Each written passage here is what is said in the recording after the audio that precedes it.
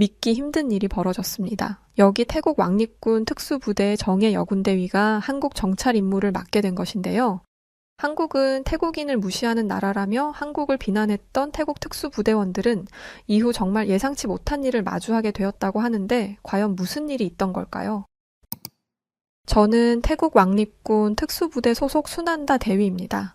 전 10년 경력의 정예 여군으로서 이제는 굉장한 자부심을 갖고 대위로서의 삶을 살고 있죠.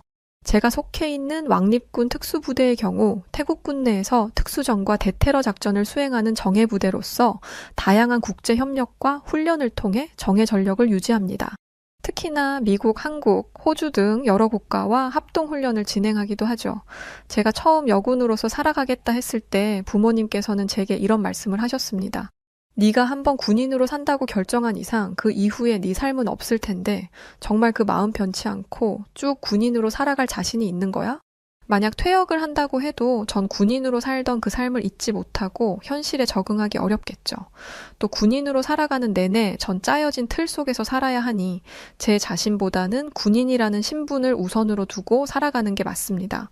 그걸 정말 할 수 있겠냐 묻는 부모님께 아주 당차게 그렇다 말씀드리고 이 길을 선택했어요. 물론 일반 부대도 아닌 왕립군 특수부대에 들어가기 위해서 아주 강도 높은 체력 테스트와 엄격한 기준을 통과해야 했습니다. 기본 조건을 제외하고도 특수부대에 들어가려면 우선 태국군에 입대한 후 일정 기간 복무를 하여 특수부대 훈련 프로그램 선발을 받아야 하죠. 이 선발 훈련에서 포기하는 경우가 많았는데 생존 훈련, 근접전, 폭파, 저격술 훈련, 공수 및 정글전 훈련, 강도 높은 체력 및 인내 테스트 등을 꼭 수행해내야 했습니다. 이 외에도 정말 이러다 죽는 거 아닐까 싶을 정도의 훈련 테스트를 진행하니 저 역시 중간에 백기를 들 뻔했지만 꿋꿋하게 버텨낸 결과 벌써 10년이나 흘러버린 추억으로 남아있네요. 태국 왕립군 특수부대에서 10년 경력을 쌓은 정예 여군인 제 존재는 그야말로 아주 드문 존재였죠. 이 고된 과정을 모두 특수하게 실천해낸 엘리트로 평가되었고 이제는 성별에 무관하게 남성들과 동등한 존재로 여겨지는 존경과 신뢰 어린 시선이 있었습니다. 실제로 특수부대의 여성 인원의 존재가 많지 않기에 개척자적인 존재로 여겨지며 후배 여군들은 저를 롤모델 삼는 경우도 아주 많았어요. 이런 제 스펙 덕에 전 강한 여성으로 자리매김을 할 수 있었습니다. 10년의 세월간 저 역시 수많은 고충들이 있었어요. 그래봤자 몇 년 하고 때려칠 거 아니야?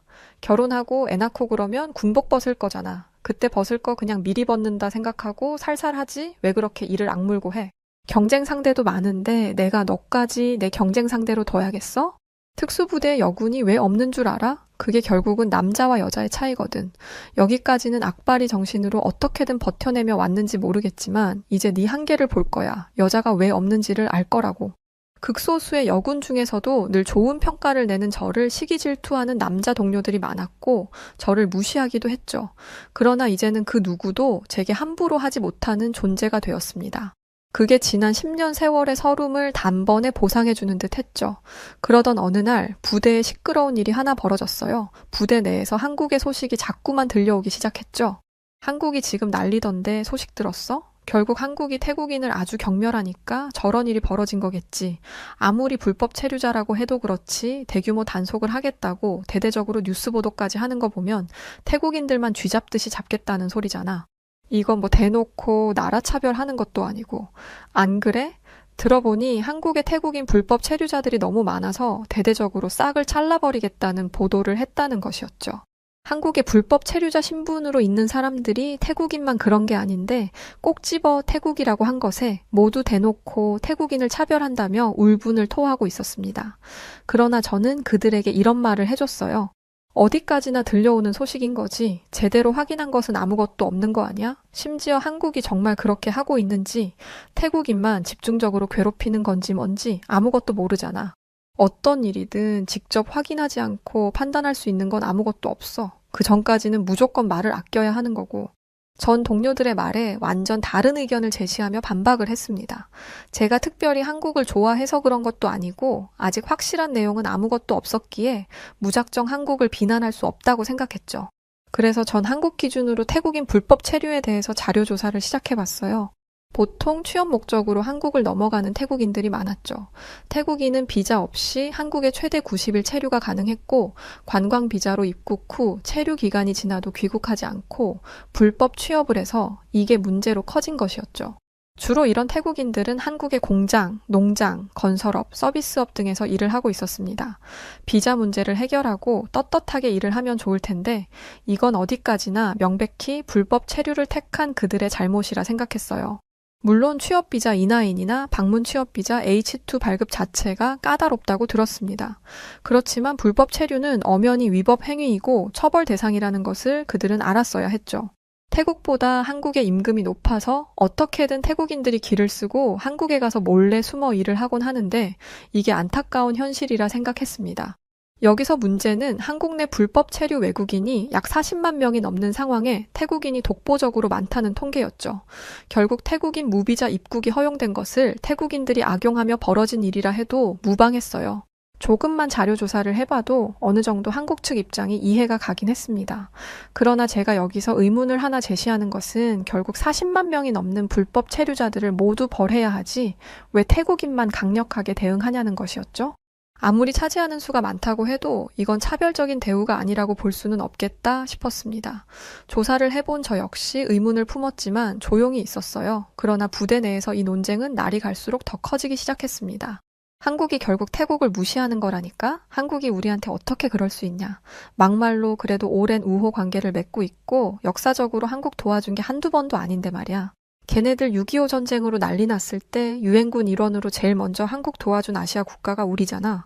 그뿐이야? 태안 기름 유출 사고인가? 그것도 지원해줬고 코로나 초기에도 우리가 의료 물품 지원해줬잖아. 그만큼 경제 협력이 확실하고 발전을 서로 믿고 있는 관계인데 이건 뭐 배신도 이런 배신이 없지. 논쟁의 수준이 너무 심해지자 결국 부대장의 귀에까지 이 사태에 대한 이야기가 흘러갔고 저는 호출을 받았죠. 지금 논란 수준이 너무 심한 것 같더라고. 국가적인 사안이라 무시하기는 어렵고 정찰병으로서 직접 한국에 가서 상황 파악을 좀 해오도록 하게나.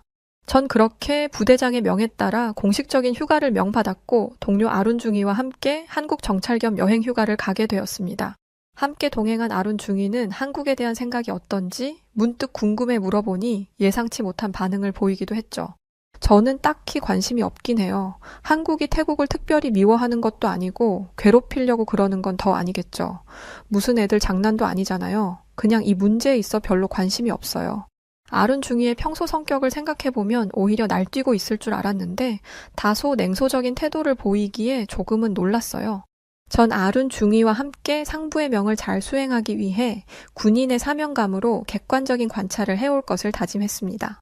이런저런 얘기가 많지만 직접 한국까지 확인하러 온 이상 아주 냉정하게 상황을 관찰해서 보고할 수 있도록 하자고. 사소한 감정들에 휘말릴까봐 걱정했는데 내 예상보다 아주 냉소적인 태도를 보여줘서 걱정을 덜 수 있겠어.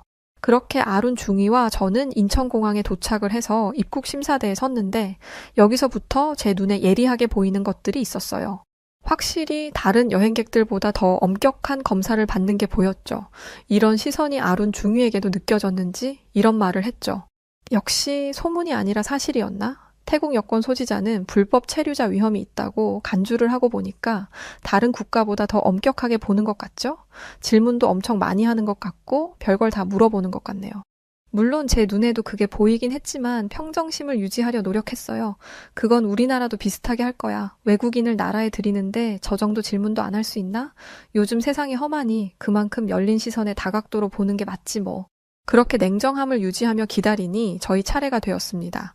바로 그때 한국 심사관은 저를 보며 이런 말을 했어요. 사와디캅. 이건 태국어로 제게 인사를 해준 배려였죠. 이어 방문 목적이 궁금할 뿐이라며 정중하게 질문을 했고 직원은 부드러운 미소를 보여주고 있었습니다. 이미 제게도 날카로운 질문들을 서슴없이 할 거라 예상을 했는데 그 예상과는 정반대의 상황이 펼쳐지니 많이 놀라웠죠. 다소 당황했지만 전 잘 대답을 했고 그렇게 저희의 입국 심사는 아무런 문제도 없이 잘 끝났습니다. 오히려 친절함에 기분이 좋았죠.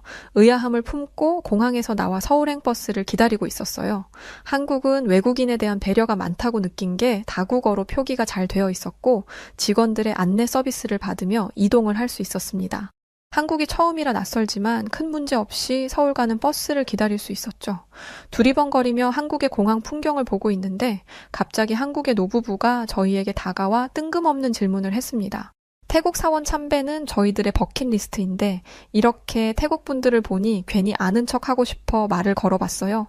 언젠가 꼭 그곳에 가서 향과 꽃 그리고 초를 공양하며 소원을 비는 날이 오길 바라고 있거든요. 운이 좋아 기도문인 찬트도 읽을 수 있다면 더할 나위 없는 날일 것 같네요.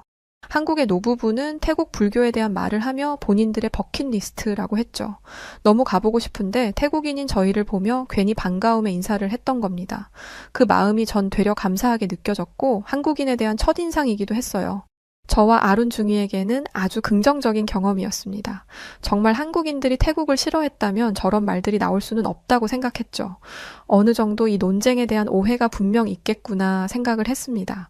저희들은 숙소에 짐을 풀고 저녁을 먹기 위해 근처 식당으로 무작정 갔어요. 그런데 그곳은 한국어 메뉴판만 있는 곳에 한국어만 가능한 직원분들이 계셔서 주문하기가 난처했죠. 주인도 직원분들도 다 연세가 있으셨는데 유독 불친절한 태도를 보이는 주인의 모습에 아룬 중위는 불쾌함을 표시했습니다. 대위님, 이것 보세요. 결국 우리가 태국인이라서 무시하는 거잖아요. 말을 못하는 걸 알면 대충 메뉴 추천해줄 수도 있는 건데 저렇게 불친절한 모습을 보이는 건 그냥 대놓고 싫다는 거 아닌가요? 아무래도 이건 따져야겠어요. 불쾌해서 못 참겠네요. 아룬 중위는 불쾌함을 표출하겠다며 화를 내려 했고 말리려는 찰나에 바로 옆 테이블의 한국인이 영어로 저희에게 말을 걸었습니다. 제가 도움을 드릴 수 있을 것 같은데 도와드릴게요. 대화를 우연히 들었는데 한국인들은 태국에 특별한 감정이 없어요. 단지 동남아 국가들을 잘 구분하지 못하는 경우가 많을 뿐이죠. 저희에게 도움을 준 그는 한국에서 일하는 태국인 교수였고 그의 도움으로 식사를 하며 저희들은 많은 대화를 나누게 되었습니다. 한참 대화를 나누며 식사를 하던 중 태국인 교수의 한국 대학생 몇몇이 지나가다 인사를 하겠다며 들어왔고 저희를 보며 흥분을 했죠. 그럼 태국 왕립군 특수부대 여군인 거죠? 정말 멋지신 분들이네요. 10년이 넘었다니 존경스럽습니다. 태국 군사력도 그렇고 여군 제도에 대해서 궁금한 게 정말 많았는데 이렇게 대단한 분과 직접 대면을 할 수 있다니 실례가 안 된다면 식사 후 저희들에게 이야기를 들려주실 수 있으실까요? 한국 대학생들은 태국의 군사력과 여군 제도에 큰 관심을 보였고 예의 있게 대화 제안을 했습니다. 저희들은 그런 한국 대학생들의 모습에 꼭 동생 같은 귀여움을 느꼈고 식사 후 근처 카페로 자리를 옮겨 대화를 이어갔어요. 태국은 동남아국에서 비교적 강한 군사력을 보유한 국가 중 하나라는 건 알죠? 정치적으로도 군부의 영향력이 꽤 큰 나라이고 태국군은 태국 왕립군으로 불리고 그 외 육군, 해군, 공군 이렇게 나눠져요. 전차, 전투기, 항공모함 등 핵심 무기 체계는 모든 나라가 갖추고 있는 거고 여군 제도로 말할 것 같으면 여성도 군 복무가 가능해요. 그리고 일부 부대에서는 여군 장교와 부사관 활동도 가능하고 의무 복무는 아니죠. 주로 행정, 의료, 통신, 공군, 해군 분야로 빠지는데 최근 일부 여성들이 특수부대원으로 훈련받기도 하죠. 점점 여군은 확대되는 추세이고 2022년에는 해군 최초로 여성 장교를 함정에 배치하기도 했어요.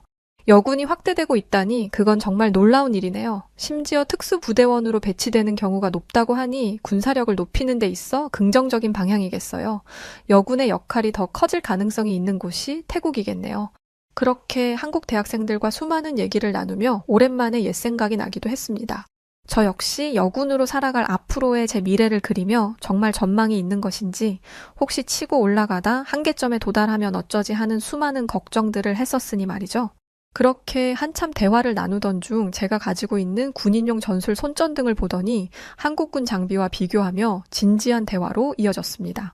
군용 물품만 봐도 한국이랑 태국은 차이가 확 보이잖아요. 한국은 국산 장비를 개발하고 최신 전투 장비를 도입하는 것에 집중하고 태국은 미국, 중국, 유럽에서 수입한 장비를 혼용해서 사용하죠. 뭐가 더 좋다고 할 건 아니지만 두 나라의 차이는 확연하게 있는 것 같아요. 그렇죠? 태국인 교수 그리고 한국인 대학생과 함께 대화를 나누던 그 시간은 정말 유익한 시간이었어요. 그들은 좋은 이야기를 들려줘 감사하다며 수차례 인사를 했지만 오히려 저희들도 에너지를 얻는 시간이었죠. 그 후에도 아룬 중이와 저는 한국에 대해 알아보면서도 솔직히 여행을 즐기는 관광객 모드로 문화 체험을 하고 맛있는 것도 먹고 즐기며 시간을 보냈어요. 공식적으로 휴가 겸 온 것이니 말이죠. 이날은 서울 잠실의 한 태국 식당에 방문을 했습니다. 며칠 내내 한식을 먹었더니 고향의 맛이 그리워 고심 끝에 찾아간 유명 태국 식당이었죠. 이곳은 태국인 주방장과 한국인 사장의 조화로운 협력을 이루는 곳으로 아주 유명했어요. 음식의 맛이 정말 좋았고 가벼운 대화를 나누다 저희가 이곳에 온 목적까지 알리게 되었습니다. 그러자 한국인 사장은 고개를 저으며 놀라운 얘기를 들려줬죠. 저 역시 태국 불법 체류자 직원을 고용했다가 적발당해 정말 큰 피해를 입은 경험이 있었어요. 그것도 모르고 타국에 와서 홀로 외로울까 엄청 신경 쓰고 챙겨줬는데 추후 사건이 벌어지고 배신감에 엄청 화가 났었죠. 그런데 결국은 그 딱한 사정을 이해하면서 행복을 바라며 보내줬어요. 아, 사장님께서도 그런 난처한 경험이 있으셨군요. 꽤 비일비재한 일인가 봐요. 네, 그렇죠. 사실 작정하고 속이면 알 길이 없으니까요. 그래도 지금은 합법적으로 태국인들을 고용하고 비자 문제 해결에 적극적으로 지원할 수 있도록 돕고 있어요. 결국 타국까지 와서 돈 벌어다 고향에 보내는 그들의 마음이 가장 외롭고 힘들 테니 까다로운 비자 문제가 잘 해결된다면 서로에게 좋은 일이 아닐까 싶어서요. 한국인 사장님과 대화를 나눠보니 오히려 피해를 주는 쪽은 정말 태국인이구나 싶었죠. 또 한국에는 선한 사람이 많다는 것도 알게 되었습니다. 한국인 사장님에게 깊은 감명을 받고 맛있는 식사까지 하고 저와 아룬 중이는 숙소로 돌아왔습니다.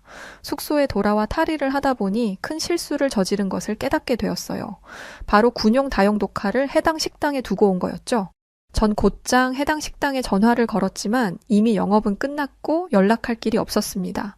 군인이 장비를 분실했다는 것은 정말 큰 사안인데 더군다나 타국에서 분실했다니 이건 징계감이나 다름이 없었죠. 10년의 군인 인생에 있어 이런 황당한 실수를 저지른 적이 없어서 전 황당함에 정신이 없었습니다. 그때 호텔에 전화가 울렸고 누군가 저를 찾으니 1층으로 와달라는 연락이었죠. 한국에서 저를 찾을 사람이 없었지만 우선 내려가 보니 글쎄 그 한국인 사장님이셨어요. 우리가 대화를 하며 어느 호텔에서 묵는지 물어보길 정말 잘했네요.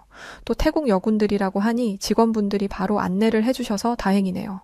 군인에게 장비가 얼마나 중요합니까? 오늘 이거 못 찾으면 한숨도 못 잘 것 같아서 바로 왔어요. 제 아들도 군 복무 중이라서 이런저런 마음에 왔네요. 이제 마음 놓고 얼른 쉬세요. 세상에 정말 감사합니다. 식당에 급하게 전화를 했는데 영업 종료라 막막했거든요. 전 분명 돌아가서 징계를 받을 거라고 확신하고 좌절하고 있었는데 이렇게 호텔까지 직접 찾아와서 갖다 주시고 감사합니다. 너무 감사합니다. 한국인 사장님의 배려에 저는 너무 깊은 감동을 받았습니다. 저와 아룬 중위는 이 사건을 통해 이미 한국에 대한 보고를 어떻게 올릴 것인지를 어느 정도 다 정리를 해두긴 했어요. 그래도 확실시해야 하기에 끝으로 태국 불법 체류자 지원센터에 방문을 했습니다. 서울 외곽에 위치해 있었는데 이곳에서 만난 한국인 활동가에게 불법 체류자 단속의 현실과 복잡성 등에 대해서 명확하게 들을 수 있었죠. 한국 정부의 입장도 충분히 이해를 해주셔야 해요. 이건 결코 단순한 문제가 아니거든요. 관광비자 악용으로 이어질 수 있고 취업 문제나 범죄 연루 가능성 등의 문제가 있죠.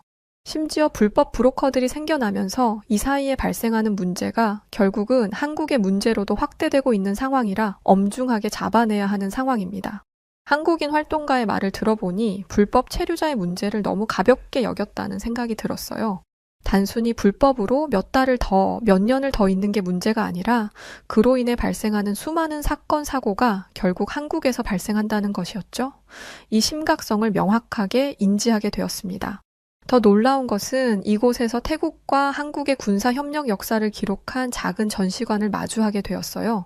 한참을 뚫어져라 쳐다보며 지난 역사에 잠겨 있었죠. 한참 동안 아룬 중위와 저는 아무런 말을 하지 않았습니다. 그렇게 한참을 역사에 잠겨 있던 중 저희들은 놀라운 인물을 만나게 되었어요. 한국 전쟁 당시 태국군의 기여를 기억하는 한국 노병과의 만남이었죠. 그 노병은 저희를 보며 무척이나 반가워하셨고 옛 회상에 빠지셨습니다. 내가 죽기 전에 이렇게 태국 군인들을 내 눈으로 또 보고 가는구만. 그때 태국 군인들의 용맹함은 내가 절대 잊지 않고 있거든. 처참하게 기습당하던 우리 한국을 아시아 국가 중 가장 먼저 도와준 곳이 태국이었지. 육군, 해군, 공군 할 것 없이 정말 우리들과 목숨 바쳐 함께 해준 아주 고마운 나라였어. 그러니 오늘날까지도 우리가 긴밀한 우호 관계를 유지하는 거 아니겠나? 말은 안 통해도 우리는 표정이랑 손짓으로 서로를 보듬고 함께 했었지. 이제는 다 늙고 이렇게 쓸모없는 늙은이지만 여전히 태국군들은 멋지게 늙었을 것 같네. 자네들에게 대신 내가 경의를 표하겠네. 노병은 저희들에게 경의까지 표했고 노병의 말에는 깊은 울림이 있었어요.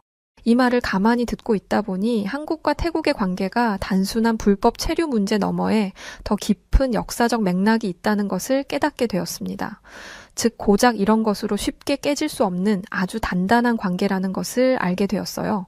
한국에서 만난 사람들 한 분 한 분 모두가 저희들에게는 귀인 같은 존재였습니다. 그들은 태국 군인인 저희에게 굉장히 따뜻하게 대해줬고 그런 그들에게 많은 감동을 받을 수 있었죠. 한국에 왔다면 한강공원은 꼭 다녀오라는 동료의 조언이 있어 저희들은 한강공원으로 가 끝나가는 일정의 아쉬움을 달래기로 했습니다. 전 군복 스타일의 재킷을 입고 있었고 한강을 바라보며 군사 전략책을 읽고 있었어요. 진작부터 읽으려고 했는데 시간이 없어서 못 읽었던 거라 이번 휴가 동안은 꼭 다 읽겠노라 다짐을 했었거든요. 여유를 즐기던 바로 그때 한국 경찰이 갑자기 다가와 신분 확인을 요청했습니다. 전 너무 당황했죠. 전 태국 왕립군 특수부대 소속 순한다 대위입니다. 현재 공식적인 휴가 중에 있는데 무슨 문제라도 있을까요? 제가 이렇게 말을 하고 여권을 보여주자 경찰은 오히려 존중의 태도를 취하며 정중하게 말을 했습니다. 충성, 신고가 들어온 이상 출동 후 신분 확인을 해야 하는 절차를 수행한 거라 불쾌하지 않으셨으면 좋겠습니다. 주민이 의심스러운 외국인이 있다고 하여 출동을 했거든요. 이건 개인적인 얘기지만 제가 무에타이를 요즘 배우고 있는데 직접 이렇게 태국 군인을 만나니 여러모로 신기하네요. 한국 경찰이 출동한 것은 제 행색을 수상하게 여긴 한국 주민의 신고였고 해프닝 정도로 마무리되었습니다. 이후 한국 경찰은 평소 체력 증강을 위해 태국 무에타이를 배운다며 저와 많은 대화를 하게 되었어요. 저 역시 취미 운동 중 하나가 무에타이라 서로 대화의 결이 잘 맞았죠. 그렇게 한국 경찰과 헤어지고 숙소로 돌아가는데 아룬 중위는 이런 말을 했습니다. 제가 한국에 와서 겪어보니 한국인들은 태국을 무시하는 게 전혀 아닌 것 같아요. 오히려 태국 군인을 존중해주고 존경해주는 모습들이 보였고 낯선 것에 대한 경계심이 있을 뿐인 것 같아요. 그런데 이건 꼭 한국인이라서가 아니라 어느 나라 사람이든 낯선 것에 대한 경계는 당연히 있지 않을까요? 그러게, 나도 한국에 대해서 같은 생각을 하고 있어. 이래서 무슨 일이든 직접 확인하는 게 중요하다고 생각하는 거야. 만약 우리가 직접 한국에 와서 경험해보지 못했다면 여전히 긴가민가 하는 상태로 한국을 오해하며 살았을 수도 있잖아. 그렇게 아룬중이와 저는 한강에서 빠져나와 최종 목적지인 남산타워로 향했습니다. 이제 정말 남산타워를 끝으로 다시 태국으로 돌아간다고 생각하니 벌써 아쉬움이 몰려왔어요. 그런데 당장 멀리서 보이는 남산타워의 모습은 너무도 아름다웠죠. 빨리 앞으로 가서 보고 싶은데 도무지 길을 찾을 수가 없었습니다. 그렇게 저희들은 길을 헤매고 있었고 한참 동안 헤매는 저희를 보던 한국인 가족이 먼저 도와주겠다고 했습니다. 저희도 남산타워 가는 길이라 같이 가세요. 초행길이라 헷갈릴 수 있어요. 그렇게 한국인 가족의 도움을 받아 함께 걸어가면서 대화를 하게 되었어요. 태국 군인이셨구나. 세상에 반갑네요. 저희 가족도 한국으로 넘어온 지 이제 4년 조금 지났어요. 태국에서 쭉 사업하다가 코로나 때 못 버티고 왔거든요. 코로나만 아니었어도 계속 있었을 텐데 아직도 아쉬워서 요즘 다시 가볼까 생각 중이에요. 태국인들 참 정직하고 근면성실하고 참 좋죠. 저희는 한국이 고향이면서도 태국을 그리워하면서 4년 내내 이러고 살고 있네요. 정말요. 이런 우연이 다 있네요. 만약 태국으로 오신다면 꼭 연락주세요. 너무 반가울 것 같아요. 불법 체류다 뭐다 참 문제일 거라 생각하고 왔는데 막상 와보니 한국의 감동을 많이 받고 가는 것 같아요. 사람들이 너무 따뜻하고 친절하고 또 태국인을 존중해주는 그 모습이 참 감사하더라고요. 진솔한 대화를 이어갔고 속내를 털어놨습니다. 그러자 한국인 가족은 이렇게 말을 했어요. 솔직히 까놓고 말해서 불법 체류 문제는 어느 나라나 있는 일이죠. 그게 꼭 태국이라고 문제인가요? 너무 심각하게 생각하지 마세요. 그렇게 한국인 가족은 편견이 없는 균형 잡힌 시각이 뭔지를 명확하게 보여줬습니다. 마지막 일정에서까지 저희들은 한국인에게 큰 감동을 받을 수 있었죠. 남산타워를 보며 수없이 쏟아지는 야경을 보면서 전 비로소 한국에 대한 모든 감정을 정리할 수 있었어요. 그리고 동료들에게 또 상부에게 서둘러 이 소식을 전해주고 싶었습니다. 물론 한국에 더 남아있고 싶다는 아쉬움이 컸어요. 그건 아룬중이도 마찬가지였죠. 당장 내일 복귀인데 왜 이렇게 돌아가기 싫죠? 한국에 고작 얼마나 있었다고 떠나기가 벌써 싫은 거 있죠. 심지어 그동안 잠깐씩 만난 한국 사람들도 보고 싶고 참 웃기지 않아요? 그 사이에 정이 들었나 봐요. 아마 그들의 따뜻함에 우리 마음이 열려서이지 않을까? 나도 똑같아. 꽤 냉철하다고 생각했는데 막상 내일 떠난다고 생각하니 발길이 떨어지질 않네. 아쉬움을 한국에 뚝뚝 흘린 채 저희들은 다시금 부대 복귀를 했습니다. 부대원들은 제 공식 브리핑을 목이 빠져라 기다리고 있었다고 했죠. 한국에 있는 동안에 동료들에게 연락이 많이도 왔었습니다. 어때? 막상 가보니 진짜 태국인 차별 대우하는 게 적나라하게 보여. 입국 심사에서도 거절당한다며 겨우 통과한 거야 뭐야. 왜 이렇게 연락이 안 돼? 계속해서 질문을 하는 그들에게 전 어떠한 답도 해주지 않았어요. 저 역시 그때 당시에는 알아보고 있는 중이고 명확하게 파악한 것이 없어 혼란을 줄 수 있다고 판단을 했으니 말이죠. 그러니 동료들 입장에서는 너무도 궁금한 소식이 아닐 수 없었습니다. 그런 부대원들의 궁금증을 단번에 아주 시원하게 풀어주는 브리핑을 했습니다. 한국은 태국을 특별히 좋아하지도 싫어하지도 않습니다. 태국의 도움을 잊고 또 현재의 우호 관계를 잊고 한국이 태국을 향한 배신과 같은 행위를 한 것 또한 전혀 없었죠. 다만 아직 서로를 충분히 알지 못하는 단계가 아닐까 조심스레 분석해봤어요. 불법 체류자 단속의 경우 태국을 향한 적대감이 아닌 한국이라는 국가 정책의 일환이며 오히려 한국전쟁 참전국으로서 태국에 대한 역사적 감사함이 여전히 존재하고 있는 나라였습니다. 저와 아룬 중위는 한국 전쟁과 관련이 없는 그저 태국 군인임에도 불구하고 대신의 경의를 표하는 노병도 있었고 대체적으로 태국 군인이라는 이유로 존중해주는 분위기였습니다. 전 균형 잡힌 보고를 했고 부대원들은 한국에 쏟던 비난을 멈추게 되었어요. 제 브리핑으로 한국에 대한 인식 자체를 변화시키는 계기가 되었습니다. 전 너무도 뿌듯했죠. 한국에 대해 큰 오해를 할 뻔했네요. 그저 우호국이라는 것을 잊고 태국을 무시하고 짓밟으려고 그 시작을 불법 체류자로 하는 줄 알았거든요. 그런데 얘기를 들어보니 놀랍네요. 부대원들은 모두 입을 모아 한국인들의 태도에 대해 칭찬을 아낌없이 쏟아냈으며 이 점은 우리도 본받아야 할 점이라고 부대장은 정리를 해줬습니다. 이어 저는 한마디를 더하며 상황을 마무리했어요. 끝으로 한마디만 하겠습니다. 우리 모두 나라를 지키는 군인으로서 단순히 표면적 정보가 아닌 정확한 정찰 결과로 판단해야 한다는 것을 늘 명심하길 바랍니다. 그렇게 제 브리핑은 끝이 났습니다. 이후 이 인식 변화는 제 자신에게도 크게 있었으며 전 태국 한국 군사교류 프로그램 참가를 자원했죠. 짧지만 한국에서 느꼈던 그 경험들은 한국과 태국 이 두 나라의 작은 다리가 되어 태국 국방부의 한국-태국 협력 재검토로 이어지고 있습니다. 단순히 작은 오해로 시작된 사건이었지만 결국은 큰 발전이 다가올 것을 저는 예상하고 있으며 그 발전의 첫 단추를 낀 것에 뿌듯함을 느끼고 있습니다. 무엇보다 한국에서 만난 많은 분들의 도움 덕에 부대원 전체의 인식 변화와 국방부의 개입까지 이뤄낼 수 있었다고 생각해요. 앞으로도 태국과 한국의 우호 관계로 서로 많은 발전이 있기를 바랄 뿐입니다. 지금 우리 태국을 무시하는 거예요? 그러다 진짜 큰 코 다치게 될지 모를 텐데 자신 있어요? 한국은 13만 명의 불법 체류자들을 단 3일 만에 모조리 추방시켜버렸습니다. 이로 인해 태국 공항은 마비 상태인데요. 태국에서 마사지샵을 운영하던 한 태국 여성이 불법 체류자로 추방된 태국인들에게 학을 떼었다고 합니다. 과연 무슨 일이 있던 걸까요? 안녕하세요. 저는 태국에서 태어나서 현재 타이 마사지샵에서 일하고 있는 22살 나타나라고 해요. 최근 태국이 한국을 불매하겠다며 밴 코리아 운동을 시작해서 여러모로 시끄러운데요. 한국을 매우 좋아하던 저는 한국이 태국인들을 상대로 차별적인 대우를 했다는 소식을 듣고는 매우 실망했었어요. K-팝이나 K-푸드 등 K가 들어간 거라면 뭐든지 좋아하던 저였는데 이젠 밴 코리아 운동에 참여할 정도였죠. 게다가 저희 마사지샵 단골이었던 한국 손님들마저 좋게 보이지 않더라고요. 그래서 손님들에게 제대로 된 서비스를 제공하지 않았고 그래서 많은 손님들이 떠났어요. 그때는 한국을 정신 차리게 만드는 태국의 밴코리아 운동에 도움이 된 것 같아서 뿌듯하기도 하고 기분도 좋았습니다. 그런데 한 달도 채 되지 않아서 저는 이때의 생각과 행동을 뼈저리게 후회하게 되었어요.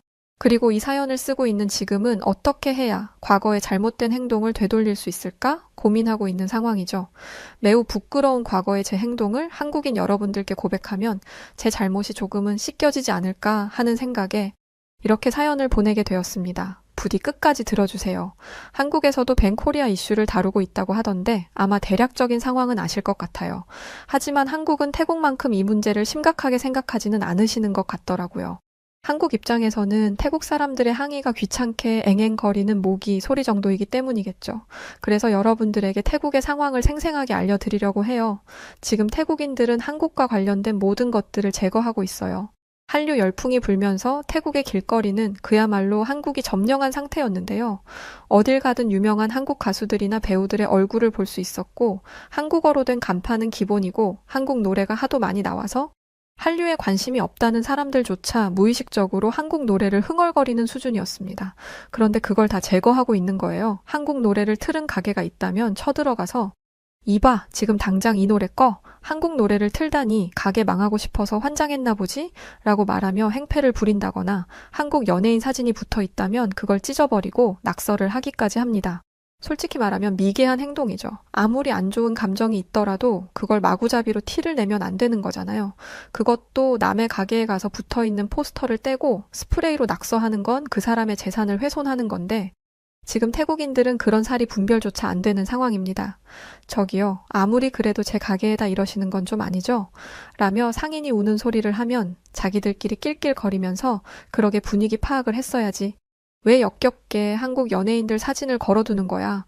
라면서 가게 주인을 비웃기까지 해요. 경찰은 별 도움도 안 되죠. 이런 사람들이 한 둘이어야지 제지를 하는데 모든 사람들이 그러고 다니니까 경찰도 거의 반포기 상태예요. 그런데 웃긴 건 이렇게 태국인들의 태도를 비판하는 저 또한 과거엔 그들과 똑같이 행동했다는 거예요.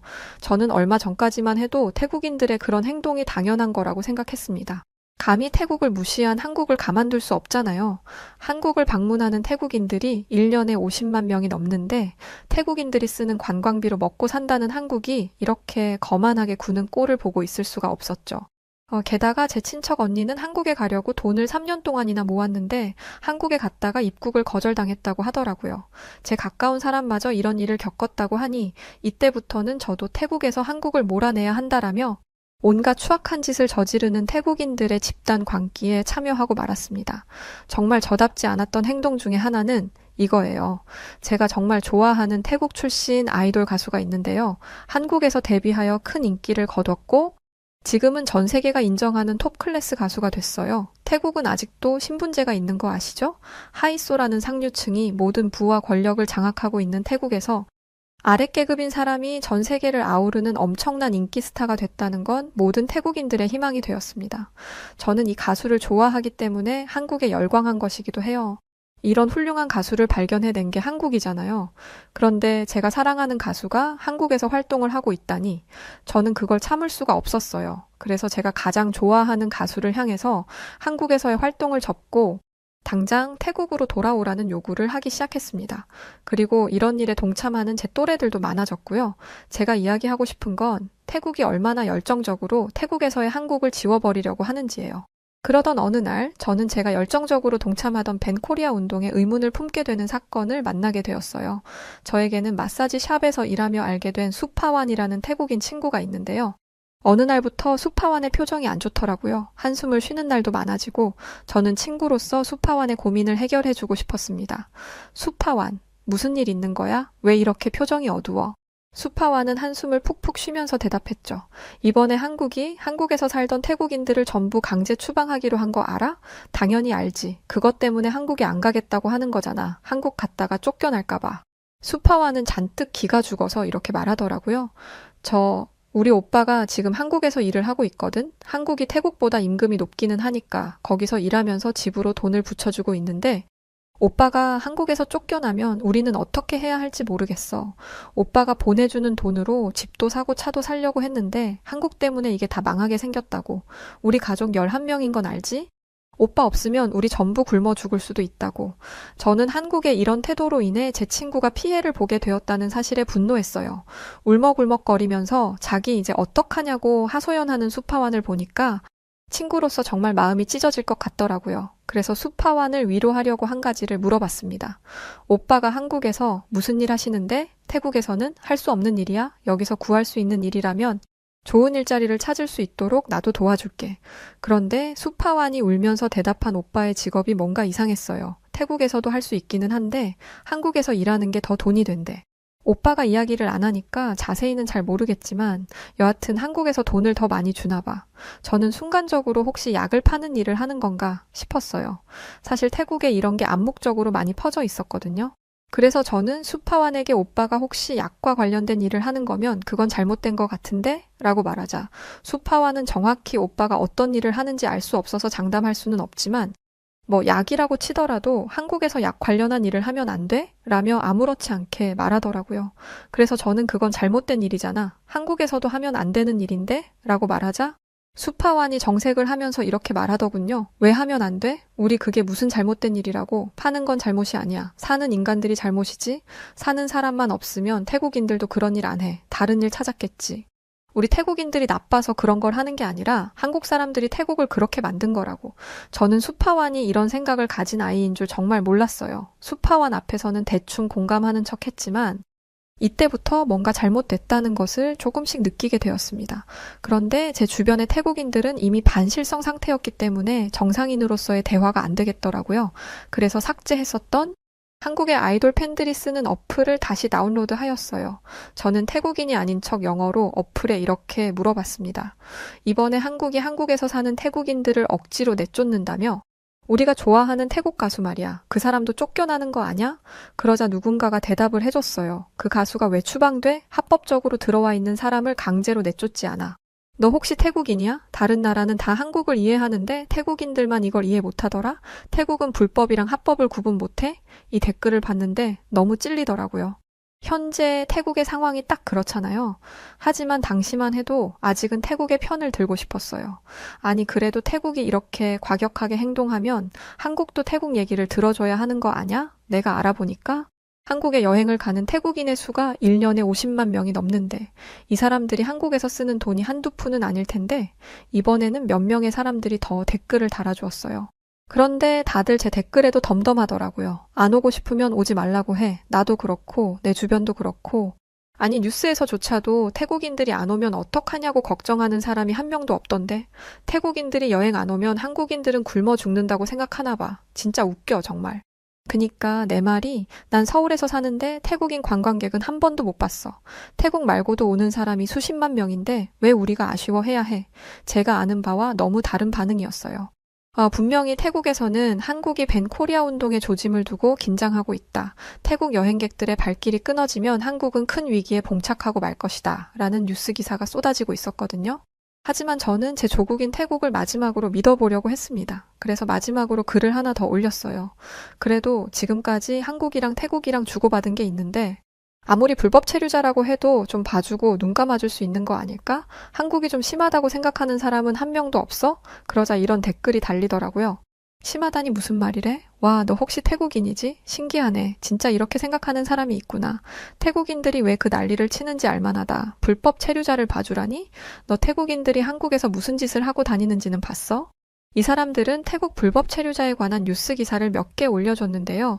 저는 한 번도 본 적이 없는 내용이었습니다. 한국에 불법 체류 중인 태국인들은 20만 명 정도라고 하더라고요. 게다가 태국인 불법 체류자의 수가 전체 외국인 불법 체류자 중 78% 이상을 차지하고 있다고 했습니다.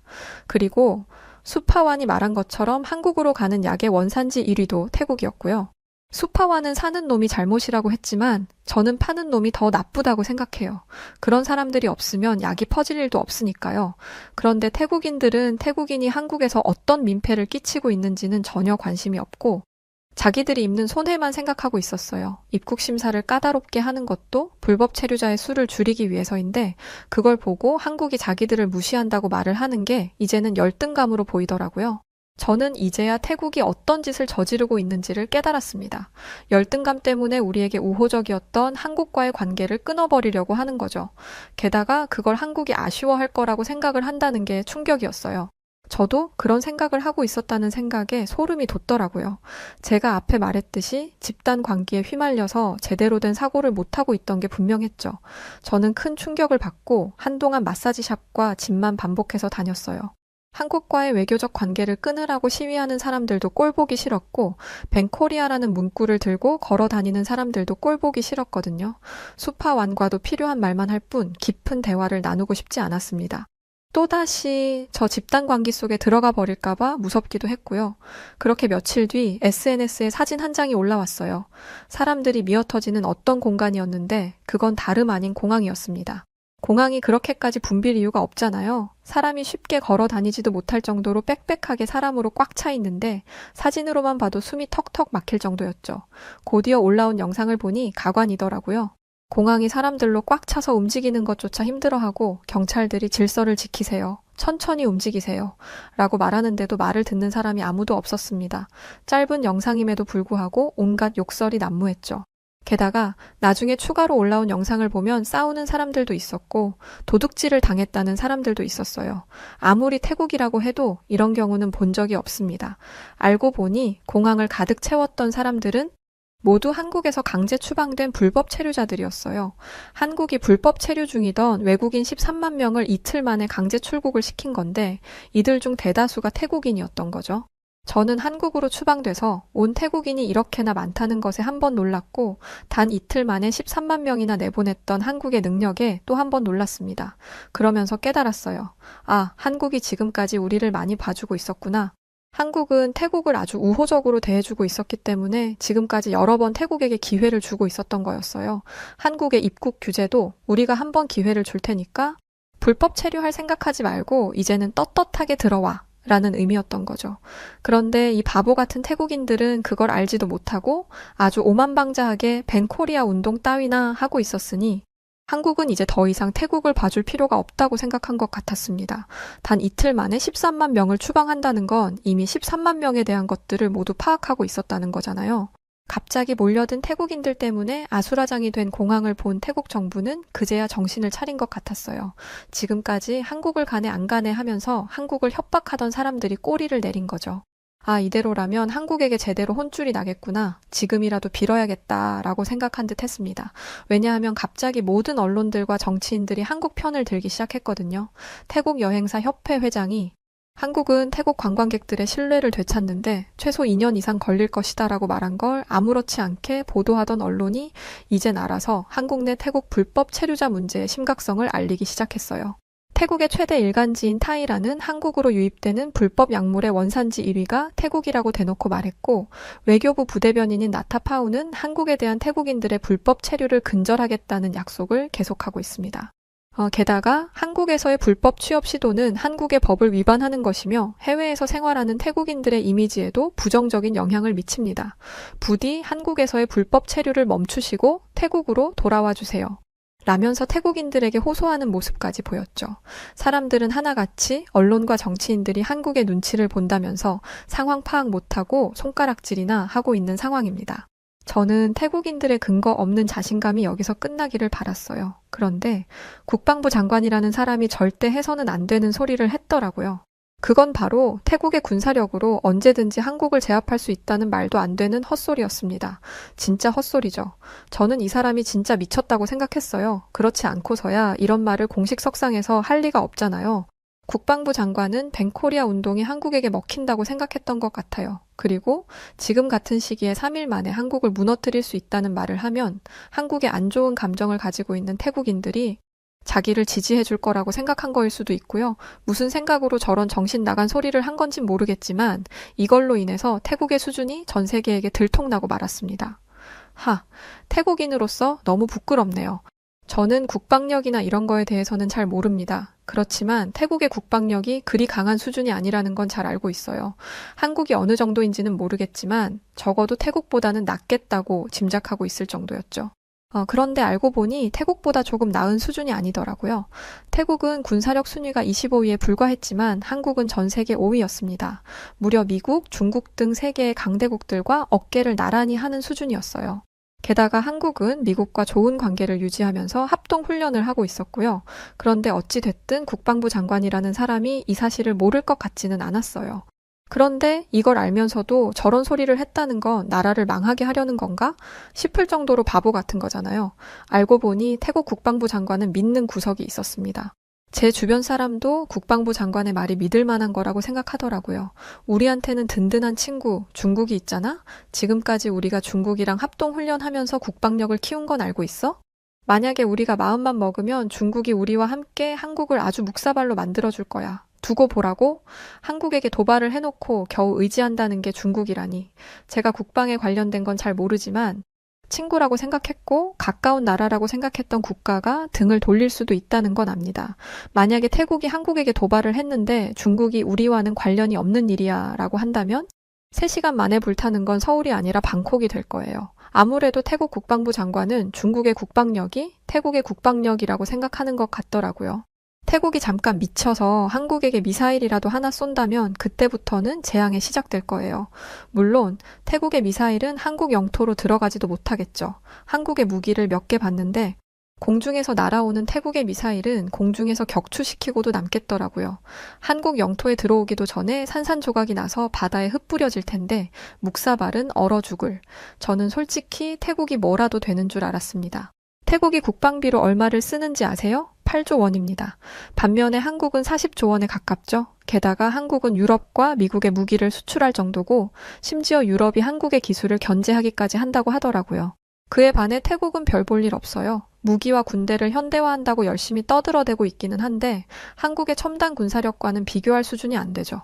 설령 중국이 돕는다? 그래도 한국을 이길 수 있을지 장담 못하겠더라고요.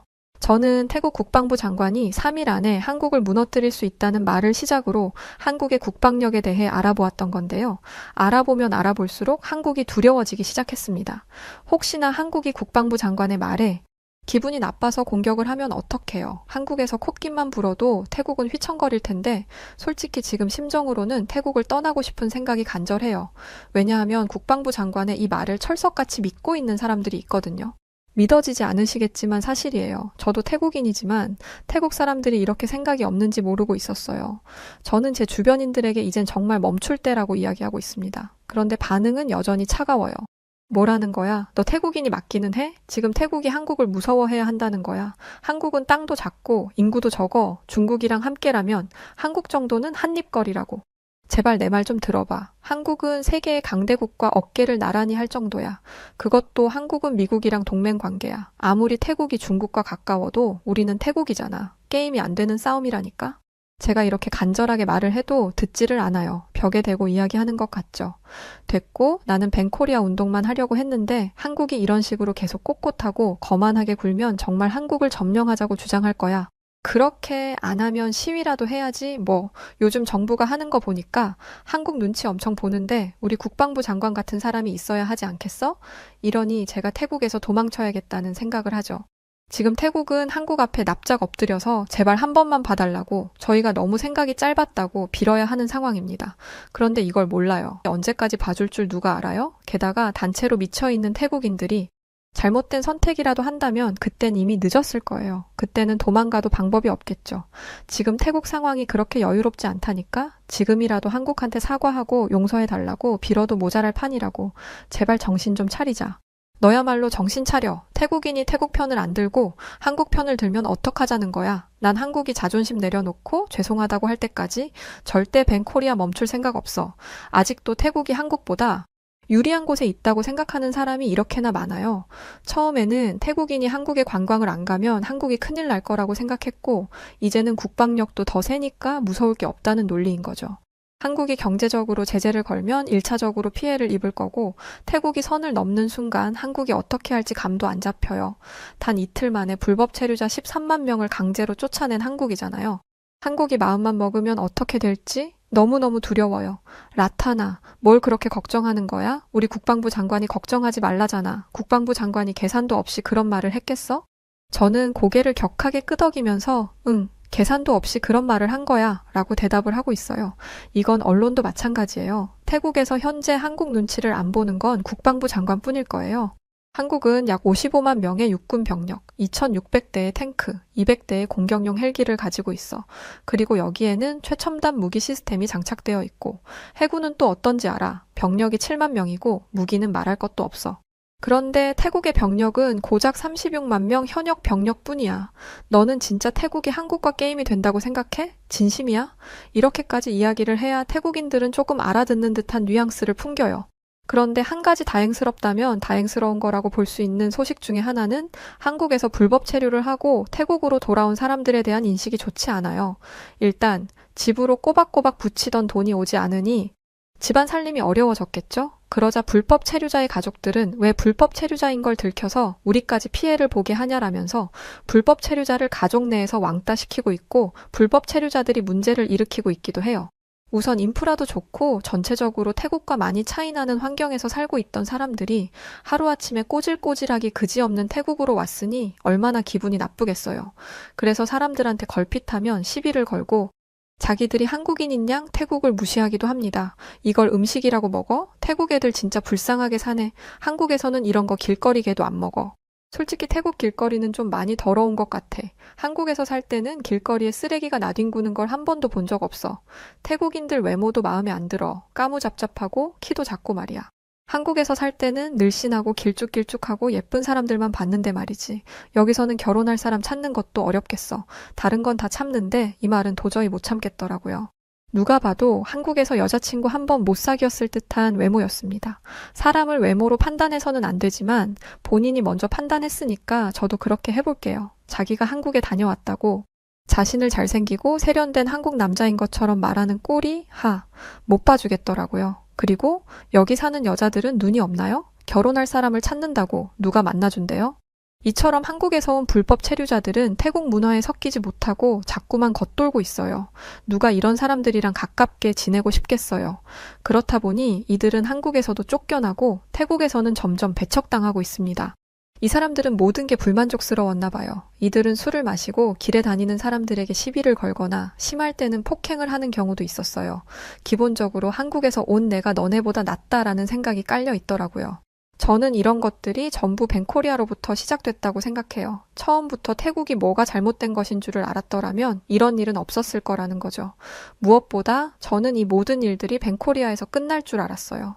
한국으로 관광을 안 간다고 해도 한국이 지금 이 상태의 위상을 가지고 있는 한 태국인들은 한국에 끌릴 수밖에 없고 그렇게 벤코리아 열풍이 줄어들면 태국과 한국의 관계도 훨씬 좋아질 거라고 생각한 거죠. 그런데 일이 이렇게 커질 줄은 예상을 못했어요. 이러다 진짜 무슨 일이 나면 어떡하죠? 요즘 이것 때문에 불안해서 잠도 제대로 못 자고 있어요. 게다가 한국 분들이 태국인들 전체를 미워하게 될까봐 두렵기도 하고요. 물론 태국인들이 너무 몰상식한 행동을 많이 했다는 건 알고 있어요. 하지만 제 사연을 통해서 이런 생각을 하고 반성하는 태국인도 있다는 걸 알아주시면 정말 감사하겠습니다. 아무쪼록 한국과 태국의 관계가 하루빨리 나아지기를 바라고 있어요. 부디 태국인들이 정신을 좀 차리고 한국과의 원만한 관계를 다시 회복할 수 있기를 간절하게 바랍니다. 네, 오늘 사연 여기까지입니다. 태국 관련한 이야기들이 여기저기서 들리고 있죠. 사실 불법적인 것만 안 하면 문제될 게 없었는데 참 안타까운 상황이라고 봐요. 여하튼 이렇게 정신 차리고 있는 분도 있다는 걸 보니 그나마 다행이네요. 자, 그럼 오늘 사연 어떠셨나요? 오늘부터 추석 연휴인데 우리 구독자 여러분들 세상 누구보다 행복하고 아름답고 즐거운 명절 되셨으면 정말 좋겠습니다. 저는 여우튜브 송은지였고 더 좋은 영상으로 다시 오겠습니다. 연휴 기간에도 영상은 계속 업로드 되니까 즐겁게 시청해주세요. 그럼 고맙습니다. 그리고 구독자분들 모두 사랑합니다. 당신만의 유튜브